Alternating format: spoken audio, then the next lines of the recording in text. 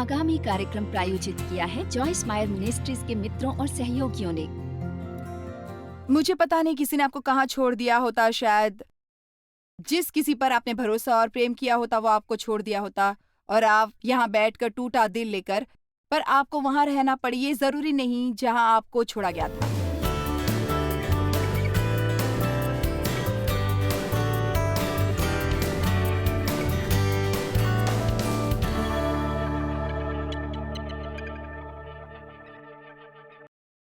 यीशु चाहते हैं कि हम संपूर्ण हों। वो हमें हर तरह से चंगा करना चाहते हैं ताकि हम किसी और की मदद कर सकें जो अपने सफर पर है। पर एक माँ की कहानी देखने जा रहे हैं जिसने एक दिव्यांग बेटे को पाला और पहले उसे बहुत ही भावुक महसूस हुआ, पर जब उसने परमेश्वर को इस कठिन सफर पर अगुवाई करने दी, उसने इसे एक महान वरदान के रूप में पाया जो पहले लगता है कि ये ऐसी परिस्थिति है जिस पर पार नहीं पाया जा सकता। यहाँ है रॉबिन वॉलिकर्सन की कहानी और फिर मैं वापस आऊंगी कि कैसे आप अपनी चंगाई के लिए परमेश्वर पर दबाव डाल सकते हैं। डॉक्टर ने मेरी तरफ देखा और कहा उसे मर जाने दो। उन्होंने कहा कि तुम प्रार्थना क्यों नहीं करती कि वो मर जाए। मैं ये प्रार्थना नहीं कर सकती कि मेरा बच्चा मर जाए। नर्स ने मेरी ओर देखा और उसकी तरफ देखा और वो चिल्लाने लगी, कोड ब्लू। डॉक्टर ने इसे मिस कर दिया था, पर ग्रैम को स्पाइनल मेनिंजाइटिस था और हर निदान ने यही कहा कि वो कभी बोलेगा नहीं, कभी चलेगा नहीं, वो हमेशा अपाहिज ही रहेगा, वो हमेशा किसी संस्था में रहेगा, वो बहरा होगा, वो अंधा होगा, वो कभी बोलेगा नहीं। पर हम उस बच्चे को लेकर घर आए और हमने एक सफर की शुरुआत की, एक विशेष आवश्यकताओं का माँ बाप होने के रूप में। और ये एक सफर रहा है, ये एक जंग रही है। एक बहुत बहुत भयंकर खलबली मच गई इस छोटे बच्चे के जीवन में, क्योंकि वो भरा हुआ था तमाशा करने में और जिद करने में, और वो चर्च नहीं जा सकता था, उसे सार्वजनिक स्थान पर नहीं ले जाया जा सकता था। और हाँ, मैं वो माँ थी जो चंगाई के लिए प्रार्थना कर रही थी, पर अंदर ही अंदर और उससे कहीं परे बात ये थी कि मुझे महसूस हो रहा था कि परमेश्वर ने मुझे छोड़ दिया है और मुझे निराश किया। आप जानते हैं परमेश्वर के बारे में बढ़िया क्या है? वो किसी भी प्रश्न से निपट सकते हैं, किसी भी भावना से। जानते हैं परमेश्वर ने क्या कहा? हे रॉबिन, क्या तुम सोचती हो कि ये तुम्हारे लिए कठिन है? ये ग्रैहम के लिए और भी कठिन है। ग्रैहम को सही माँ मिली है, जिसका मतलब ये है कि तुम्हें सही बच्चा मिला है। इसका मतलब ये है कि रॉबिन, तुम्हें इस बच्चे के लिए सब सही बातें मिली हैं कि तुम उसकी वकालत कर सको। तुम वो योद्धा माँ हो जिसकी उसे जरूरत है वहां जाने के लिए जहां वो जाना चाहता है। मैंने परमेश्वर को अपने जीवन में स्पाइन मेनिंजाइटिस की इन परिस्थिति को इस्तेमाल करने दिया ताकि मैं ये जान सकूं कि एक इससे भी महान मकसद है बजाय मेरे इस छोटे से इरादे के कि जीवन कैसे चलने वाला है। अब ग्रैहम 29 साल का है, वो चर्च में काम करता है। हाँ, वो दिव्यांग है। हाँ, वो हमेशा मेरे साथ रहेगा। उसके जैसा महान खजाना हमारे परिवार में नहीं हुआ। ये कितना बड़ा वरदान है एक स्पेशल नीड मॉम बनने का। मैं बात करने वाली हूँ स्त्रियों के प्राण की चंगाई के बारे में, और जाहिर है पुरुष भी जख्मी हो सकते हैं, पर यह महिलाओं की मीटिंग है, इसलिए मुझे क्षमा करना लोगों पर। आपको बस सुनना पड़ेगा कि कैसे एक महिला के प्राण को चंगा किया जा रहा है, और ये शायद आपकी मदद करेगा कि आप अपने घर जाएं और अपनी पत्नियों की मदद करें कि वो एक बेहतर जीवन जी सकें। आप में से कितने ये चाहते हैं कि आपके पति आपकी मदद करें एक बेहतर जीवन जीने में? आमीन। ऑलराइट। अब मुझे अपने प्राण की चंगाई के संदर्भ में बहुत अभ्यास मिला है और इसके बारे में मैं कुछ बातें वैसे भी जानती हूँ, और यीशु चाहते हैं कि हम संपूर्ण पूरी तरह संपूर्ण हों। वो इसलिए नहीं मरे कि हम किसी दिन स्वर्ग जा सके, पर वो इसलिए मरे ताकि हमें ऐसा जीवन मिलो जो जीने लायक है जब हम किसी दिन स्वर्ग जाने के रास्ते पर हैं। और आप जानते हैं कि हम सबकी एक कहानी है और आपकी कहानी महत्वपूर्ण है, और शायद आप उनमें से एक हैं जो अपनी विक्ट्री रिपोर्ट दे सकती हैं, पर गवाही की परमेश्वर ने आपके लिए क्या किया है, और शायद आप उस प्रक्रिया में हैं कि आप देख रहे हैं कि परमेश्वर आपके लिए क्या कुछ कर रहे हैं शायद, या बस शायद आप आज यहाँ हैं और आपने सोचा है कि आपको इसके साथ जीना पड़ेगा। अद्भुत बात यह है कि कितने लोग यहाँ तक कि मसीह भी चर्च जाते हैं। मैं उनमें से एक थी लंबे अरसे तक, जिसे बिल्कुल भी अंदाज़ा नहीं है कि परमेश्वर को रुचि है उन्हें उद्धार दिलाने के अतिरिक्त किसी और चीज़ में, और उन्हें बस स्वर्ग ले जाने में ही। इसलिए मैं एक खंडित मसीही की तरह लंबे-लंबे अरसे तक जीती रही, और मेरे ख़्याल से दयनीय पापी होना बहुत बुरा है। पर सचमुच ये और भी ज़्यादा खराब है, दयनीय संत होना, क्योंकि हम संसार के सामने परमेश्वर का विज्ञापन हैं, हम उनके राजदूत हैं, और वो हमारे ज़रिए संसार में अपील कर रहे हैं। इसलिए आपके और उनके लिए भी ये महत्वपूर्ण है कि यदि आपने ये पहले कभी नहीं किया, तो आप आज ये निर्णय लें कि आप परमेश्वर के साथ पूरी तरह चलने वाले हैं, और आप वो सब बनेंगे जो आप हो सकते हैं, और ये कि आप पीड़ा में, रहस्यों में और अतीत के पछतावे में डूबे नहीं रहेंगे, पर आप इसे पूरी तरह निभाएंगे, और आप संपूर्ण होंगे, और आप प्रसन्न होंगे, और आप मजबूत होने वाले हैं, और आप आत्मविश्वासी होने वाले हैं, और आप अपना सर उठाकर रखने वाले हैं, और आप शैतान को हैरान करने वाले हैं जब तक आप इस धरती पर हैं। हर एक दिन आप उसे हराने वाले हैं, आप उसे मात देने वाले हैं, आप उसे पीछे छोड़ने वाले हैं। आप इस धरती पर शैतान को हराने वाले हैं परमेश्वर की दया से। आमीन। भजन संहिता 147 3 वो खेदित मन वालों को चंगा करता है और उनके शोक पर मरहम पट्टी बांधता है। उनकी पीड़ा और दुख का निवारण करती है। क्या ये सुंदर नहीं है? वह खेदित मन वालों को चंगा करता है और उनके शोक पर मरहम पट्टी बांधता है। उनकी पीड़ा और दुख का निवारण करती है। अब आपके प्राण को कई बार हृदय आपकी आत्मा के रूप में, या कई बार आपके मन के रूप में भी दर्शाया जाता है, और एक किस्म से ये वो सब कुछ है, पर आपका प्राण आपका आत्मा नहीं है, पर ये आपका भीतरी हिस्सा है। जब आप नए सिरे से जन्म लेते हैं, मसीह आपकी आत्मा में रहने के लिए आता है, और हर चीज़ वहाँ बस अच्छी कर दी जाती है, क्योंकि उन्हें इसे स्वच्छ करना पड़ता है और इसे पवित्र करना पड़ता है, वरना वे वहाँ नहीं रह सकते। तो हम सब की आत्मिक रूप से देखभाल होती है। इसलिए हम कह सकते हैं, और हम झूठ नहीं बोल रहे हैं, कि हम में कुछ बातें हैं जिन्हें बाद में हम वास्तविकता में देखते हैं। जैसा मैं कह सकती हूँ, मैं मसीह में परमेश्वर की धार्मिकता हूँ, इससे पहले कि मैं हर सब कुछ सही कर रही हूँ, क्योंकि मेरे पास ये है, और अभी तक मैं इसे दिखा नहीं रही। भई, अगर आप अभी इसे समझ सकें, तो शैतान एक चोर है। हाँ, आमीन। और वो वहाँ खड़ा है उस हर सुंदर चीज़ को चुराने के लिए जो परमेश्वर ने हमें दी है। यदि हम अपने धरातल पर कायम ना रहें और इससे पकड़े ना रहें, तो कुछ ऐसी बातें आज मैं कहने वाली हूँ, शायद आपने मुझे पहले कहते सुना हो, पर इससे पहले कि ये आज रात खत्म हो, परमेश्वर के अनुग्रह और दया से इसमें इसकी ज़रूरत होगी। मैं आपको 10 पॉइंट देने वाली हूँ कि कैसे आप अपने प्राण को पूरी तरह चंगा कर सकते हैं। यदि आप इन पॉइंट्स पर चलेंगे, शायद इसमें कुछ साल लगे, कुछ समय लगे, शायद कुछ रोना-धोना लगे, शायद इसमें कुछ चीज़ों को बर्दाश्त करना पड़े, पर आप दूसरी ओर एक ऐसे पूरे व्यक्ति बनकर निकलेंगे जिसका कोई सबूत न हो कि आप कभी ऐसी गड़बड़ी में लिप्त मनुष्य थे जो आप कभी हुआ करते थे। ये कुछ उस व्यक्ति की तरह होगा जिसके बारे में आपको लगेगा कि आप उसे कभी जानते थे, पर निश्चय आप ऐसे नहीं हैं। आमीन। मैं डेव को कहती हूँ, शायद उसे लगता होगा कि 50 साल से वो 20 अलग-अलग औरतों से शादीशुदा रहा है।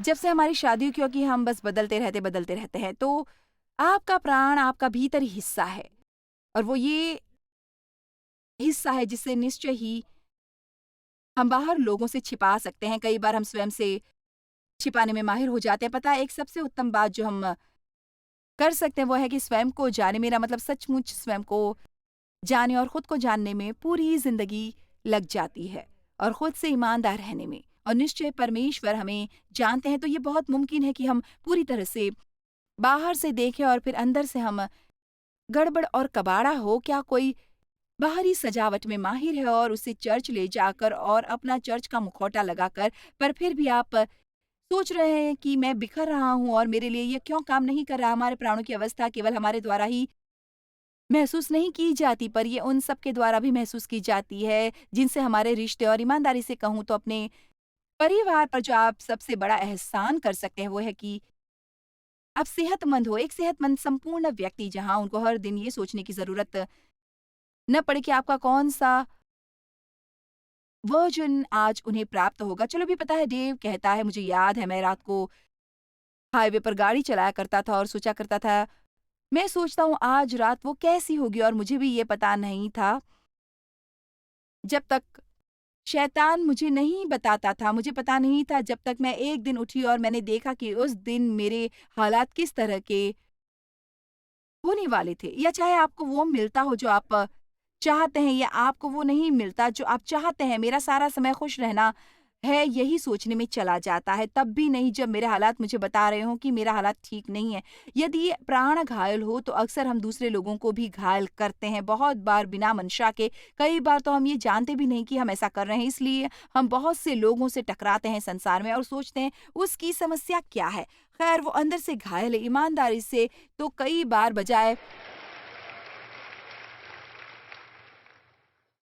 इस तरह के लोगों से दूर होने के हमें शायद कुछ और समय लगाना पड़े, ये पता लगाने के लिए कि अंदर क्या चल रहा है क्योंकि शायद कोई है जो अंदर ही अंदर जिसका खून बह रहा है और उसे पता नहीं कि जिस मदद की ज़रूरत है वो उसे कैसे हासिल करे।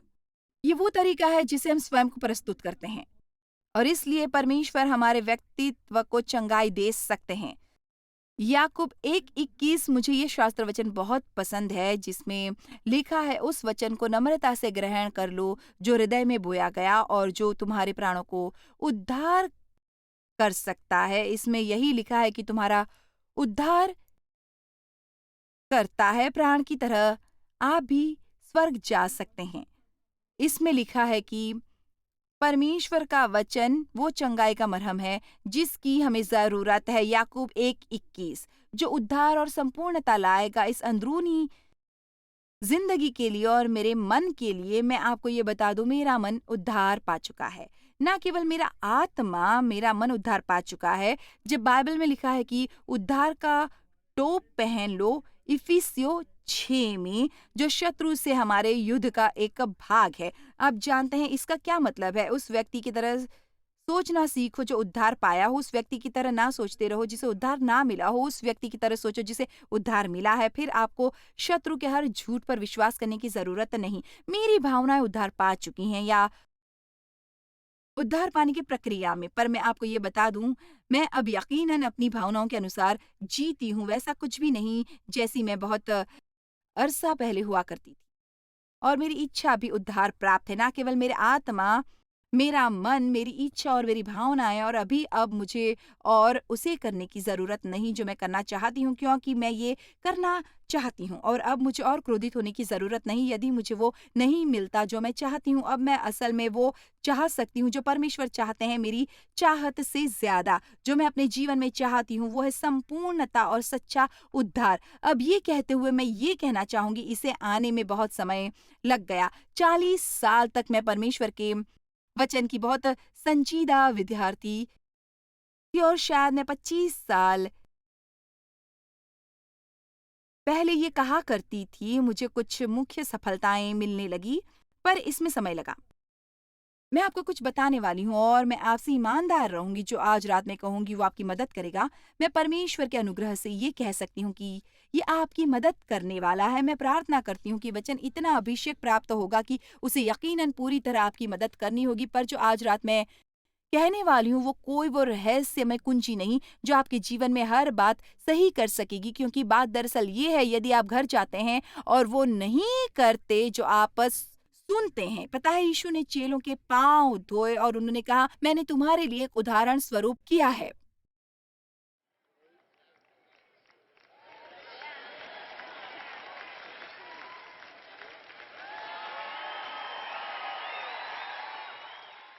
फिर यूहन्ना 13:17 में लिखा है तुम ये बातें जानते हो और यदि उन पर चलो तो धन्य हो।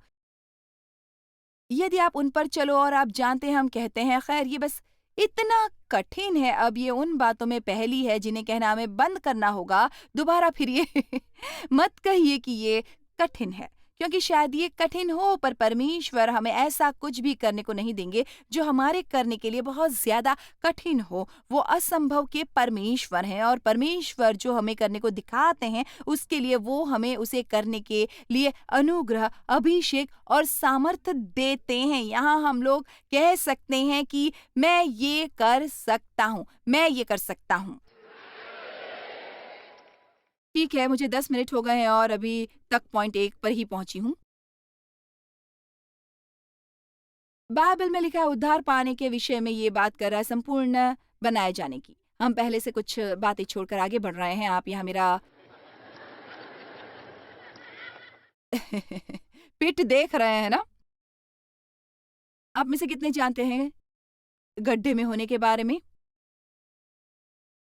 आप में से कुछ के शायद कहीं न कहीं हों, उसे आस-पास ही रखिए। यदि आपको शायद उसमें जाना पड़े और रहना पड़े 1 या 2 दिन, हमारा गड्ढा वो है जहाँ हम जाकर स्वयं के लिए दुखी होते हैं, जब हम जाकर वो सारी बुरी बातें याद करते हैं जो हम लोगों के साथ नहीं करते। खैर कुछ देर के बाद हम जाएँगे गड्ढे में, मैं अपने से आगे नहीं जाना चाहती हूँ। गड्ढे के अंत में हवाला नर्क होता है, पर हम ये ही धरती पर कुछ नर्क महसूस कर सकते हैं, जब तक कि हम चंगाई का अनुभव नहीं करते। भजन संहिता 40 2-3 परमेश्वर की बहुत शानदार प्रतिज्ञा है। उसने मुझे सत्यानाश के गड्ढे और दलदल की कीच में से उबारा और मुझको चट्टान पर खड़ा करके मेरे पैरों को दृढ़ किया है और उसने मुझे एक नया गीत सिखाया जो हमारे परमेश्वर की स्तुति का है। बहु तेरे ये देखकर डरेंगे और यहोवा पर भरोसा रखेंगे। कि आप देख रहे हैं इसमें क्या लिखा है? वो कह रहा है देखो मैं एक गड्ढे में था, उन्होंने मुझे गड्ढे से बाहर निकाला, उन्होंने मेरे पाँव चट्टान पर रखे, लोगों ने ये देखा और फिर वो परमेश्वर की सेवा करना चाहते थे। चलो भी लोगों ने ये देखा और फिर भी वो प्रभु की सेवा करना चाहते थे। एक सबसे बढ़िया बात जो स्वयं और परमेश्वर के लिए कर सकते हैं, एक सबसे बढ़िया तरीका जिससे आप परमेश्वर की सेवा कर सकते हैं, वो ये है कि उन्हें अपने जीवन को चंगा करने दो और फिर अन्य लोगों के लिए इस उदाहरण को प्रस्तुत करो कि यदि परमेश्वर आपके लिए कर सकते हैं तो उनके लिए भी कर सकते हैं। यदि परमेश्वर आपके लिए कर सकते हैं तो उनके लिए भी कर सकते हैं। मैं आज आपको यहाँ ये बताने वाली हूँ कि आपको खंडित रहने की ज़रूरत नहीं, आपको दुखी रहने की ज़रूरत नहीं, आपको अवसाद में रहने की ज़रूरत नहीं, आपको आत्मग्लानि में रहने की ज़रूरत नहीं, आपको स्वयं से नफरत करते हुए और घृणा करते हुए रहने की ज़रूरत नहीं, आपको पछतावे में जीने की ज़रूरत नहीं और आपको डर में जीने की ज़रूरत नहीं, आपको खौफ में जीने की ज़रूरत नहीं। परमेश्वर आप में जी रहे हैं और आप वो जीवन जी सकते हैं जिसे जीने के लिए यीशु ने अपने प्राण दिए और हम में से कुछ आपके चीयरलीडर बनने वाले हैं ताकि जब आप अपने सफर में आगे बढ़ें तो हम आपको प्रोत्साहित कर सकें।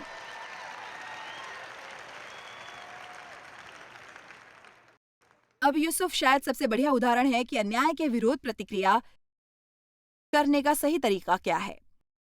और मुझे यकीन है उसे कुछ कठिन दिन गुजारने होंगे जिसके बारे में बाइबल हमें पूरी तरह नहीं बताती है। पर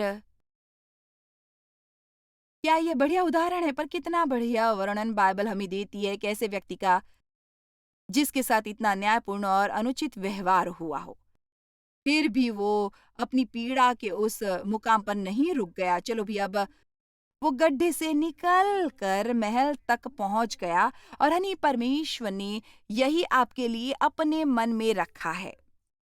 शायद आप गड्ढे में हो पर आपको वहां रुकने की जरूरत नहीं, क्योंकि वो आपको उस गड्ढे से बाहर निकालने वाले हैं और आपके पांव चट्टान पर टिकाने वाले हैं। बस कुछ शास्त्र वचन जहां उत्पत्ति 37 में, और ज्यों ही उन्होंने उसे दूर से आते देखा तो उसके निकट आने के पहले ही उसे मार डालने की युक्ति की और वे आपस में कहने लगे, देखो वह स्वप्नन देखनहारा आ रहा है, सो जाओ, हम आपको घात करके किसी किस्में गड्ढे में डाल दें और यह कह देंगे अपने पिता से कि कोई दुष्ट पशु उसको खा गया, फिर हम देखेंगे कि उसके स्वप्न का क्या फल होगा। ये सुन के रूबेन ने उसको उनके हाथ से बचाने की मनसा से कहा, हम उसको प्राण से तो न मारे। फिर रूबेन ने उससे कहा, लोहू मत बहाओ, उसको जंगल के इस किस्में गड्ढे में डाल दो और उस पर हाथ मत उठाओ। वो यूसुफ को उनके हाथों से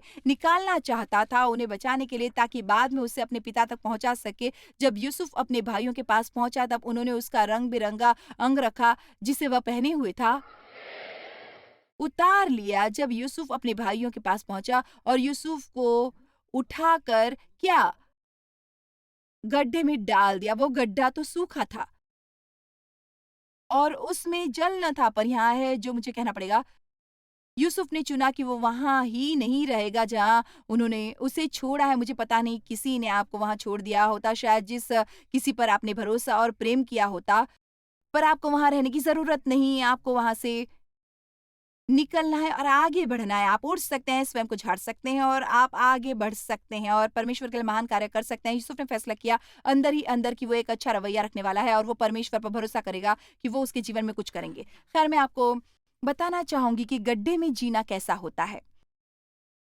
हम अपने गड्ढे में बैठे रहते हैं। मेरे लिए था मेरा वो छोटा-सा ऑफ़िस, इससे पहले कि मैंने उसे ऑफ़िस बनाया था, वो बाथरूम था। मुझे बहुत पसंद था और दयनीय अवस्था में रहना। क्या आपकी कुछ महिलाएँ बाथरूम में फर्श पर बैठना चाहती हैं? अपना सिर टॉयलेट बॉल पर रखकर रोते जाना और दयनीय होना? चलो भी ईमानदारी से कहो, क्या आप बाथरूम में कभी जाकर रोती हैं? वहाँ एक बड़ा-सा आईना होता है, जब आप काफ़ी समय तक जी भरकर रो लेते हैं, आप कहते हैं, मैं खुद के लिए उतना दुखी महसूस करती हूँ जितना दुखी मुझे संभव लगता है। मैं खड़ी होती और सचमुच में गड़बड़ी की अवस्था में होती, यदि मैं कोई मेकअप करती तो ये मशकरा, लिपा-पोता होता और मेरी आँखें बिल्कुल लाल होती और मैं बहुत ही भद्दी लग रही होती, बाल बिखरे होते और मैं जाकर खुद को आईने में देखती और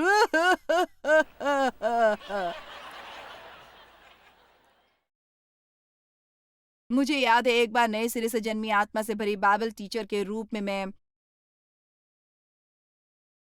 बाइबल के फर्श पर बैठी थी, 7 महीने का गर्भ लेकर अपने उस बच्चे के साथ जो अब 37 साल का हो गया है। अपना सिर टॉयलेट बॉल पर रखकर खुद के लिए दुखी महसूस करती हुई और अपने जीवन में 2 बार ही ऐसे वाक़यात याद है जब ऐसा हुआ और मुझे ऐसा महसूस हुआ जैसे मेरी आत्मा मेरे शरीर से ऊपर उठ गई हो और मेरे ऊपर मंडरा रही हो और मेरी तरफ नीचे देख रही हो और परमेश्वर ने कहा, "क्या तुम बकवास नहीं लग रही? क्या तुम बकवास नहीं लग रही?" और आप जानते हैं क्या? हमें बस कई बार बस झाड़ देने की ज़रूरत होती है। चलो भी, मैंने कहा, हमें बस इसे झाड़ देने की ज़रूरत होती है और हमें उसके साथ आगे बढ़ना होता है जो परमेश्वर चाहते हैं कि हम करें।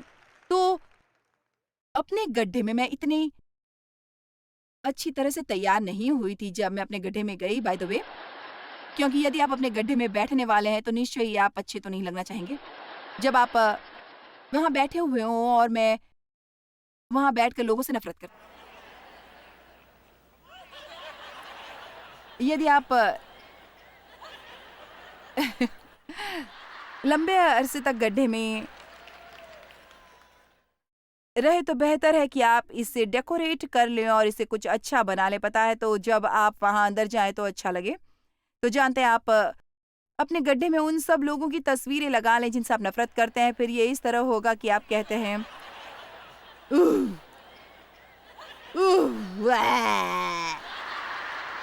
भाई, मुझे याद है तुमने मेरे साथ क्या किया और यदि तुम सोचते हो कि मैं कभी तुम्हें माफ़ करने वाली हूँ, तो मैं तुम्हें माफ़ नहीं करूँगी। मैं तुमसे नफ़रत करती हूँ। भू! और फिर मैं स्वयं के लिए इतना दुखी महसूस करती। डेव गोल्फ खेलता और वो ये समझता भी नहीं कि मुझ पर क्या बीतती है और जब मैंने ये बात बताने की कोशिश की तो वो कहता है कि सारी चिंताएं छोड़ दो। फिर मेरे पास याददाश्त की एक किताब थी। मैं इतनी मूर्ख थी, मुझे याद है एक बार मैंने पेपर का एक पैड निकाला और मैंने सोचा मैं एक कागज के टुकड़े पर लिखूं वो हर बात जो मेरे पति में खराब है। खैर, अंतिम सूची जो मैंने बनाई थी, मैंने एक सूची ये भी बनाई जो मैंने सोचा मेरे पति में सही है। परमेश्वर ने मुझे बदल दिया, पूरी तरह से बदल दिया। आमीन। पता है, हम कहते, परमेश्वर आपको मुझे बदलना होगा, प्रभु आपको मुझे बदलना होगा, मेरी मदद करनी होगी, प्रभु आपको कुछ करना होगा, आपको कुछ करना होगा। याद करो मैंने कल रात क्या कहा था? पहली बात जो यीशु ने उन बहुत से लोगों को कही जिनसे उनका सामना हुआ था वो थी, उठो, अपना बिस्तर बनाओ और बाहर जाओ। और उनके कहने का मतलब ये था, उठो, हिम्मत दिखाओ, उस कबाड़ को झाड़ दो, ये फैसला करो कि अब तुम जीने नहीं वाले और चलो इस कबाड़े को साफ करें और कोई सबूत बाकी ना छोड़ो कि कभी तुम उस अवस्था में रहते थे। पर परमेश्वर नहीं चाहते कि हम खंडित और दुखी रहें, तो परमेश्वर का बिना शर्त प्रेम ग्रहण करना सीखो और इसे स्वयं को चंगा करने दो। ये उन सबसे महत्वपूर्ण बातों में से एक है जो हम कर सकते हैं। हम वो कदम उठाते हैं परमेश्वर का प्रेम ग्रहण करने के लिए और हमारे जीवनों में चंगाई शुरू हो जाती है। बने रहे, मैं अभी वापस आऊंगी आपके लिए एक अद्भुत ही महत्वपूर्ण निमंत्रण लेकर। इस साल मैंने पहली बार लव लाइफ वुमेन कॉन्फ्रेंस में शिरकत की है और वाह, क्योंकि मैं स्वयं ही इसमें शामिल हो रही थी, मैंने डर को मुझे यहाँ आने से रोक दिया। उसने कहा कि उसे पता है एक नई शुरुआत का आरंभ है, क्योंकि उसकी कॉन्फ्रेंस की पहली रात थी। उसने अपने हृदय में मसीह को अपने प्रभु और उद्धारकर्ता के रूप में स्वीकार किया। मैंने कभी भी अपने सपनों में ये नहीं सोचा था कि सब प्रार्थना जो मैंने की और इस साल जो प्रश्न जो पूछती रही हूँ आपके कॉन्फ्रेंस में उसका जवाब मिल सकता था। वो लज्जा और दोष भावना जो मैं इतने सालों से उठाए हुई थी और अंत में चली गई और मैं यहाँ से गई और आज़ाद होते हुए जो मैंने 42 साल में मैंने महसूस नहीं किया। जानते हैं, आप शायद महसूस न करें, ये शायद एक कॉन्फ्रेंस है, पता है शायद मैं जाऊंगी या नहीं जाऊंगी, पर क्या आप जानते हैं परमेश्वर ने शायद आपके लिए बहुत कुछ संजो कर रखा हो जो शायद आप अपनी कल्पना भी नहीं कर सकते। इसलिए आगे बढ़कर आने के लिए रजिस्टर क्यों नहीं कर लेते? यदि आपको अकेले भी आना पड़े और आप परमेश्वर पर विश्वास करें, वो आपके जीवन में कुछ महान कार्य करेंगे। धन्यवाद। जॉयस मायर मिनिस्ट्रीज में आप हमारे लिए बहुत ही कीमती हैं, जितना कि आप जानते हैं। हम आपकी सराहना करते हैं और इस सेविकाई को दुनिया भर में संभव बनाने के लिए हम अपने दोस्तों और सहभागियों को धन्यवाद देते हैं। हम साथ मिलकर भूखों को खाना खिलाते हैं, गरीबों को कपड़े देते हैं और कई देशों में सुसमाचार बांटते हैं। अपना प्रार्थना निवेदन भेजने के लिए कृपया आज ही संपर्क कीजिए। हमारे स्रोतों के बारे में और भी जानिए। जॉयस की सभाओं की सूची देखिए हमारे साथ सहभागी बनने के लिए, क्योंकि हम दुनिया भर में मसीह के प्रेम को बांटते हैं।